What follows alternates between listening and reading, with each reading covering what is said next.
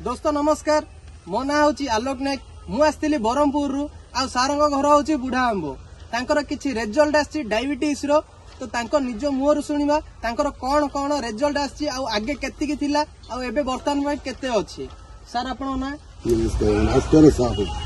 sir आपन आगे diabetes केते थिला आग थिला आगे 430 खाया पर खाली पेट रोजी 290 आ एबे वर्तमान पई आपन केते अछि खाली पेट वर्तमान अच्छी 120 खाई सारा पर अच्छी 264 तेणु मत खुशी लगुच सर आपन केते दिन हला याकू व्यवहार करछंती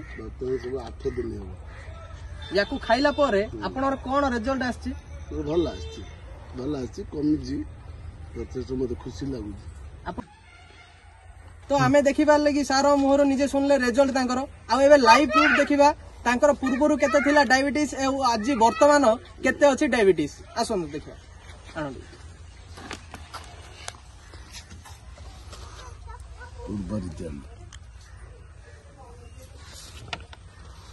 वर्तमान रिजल्ट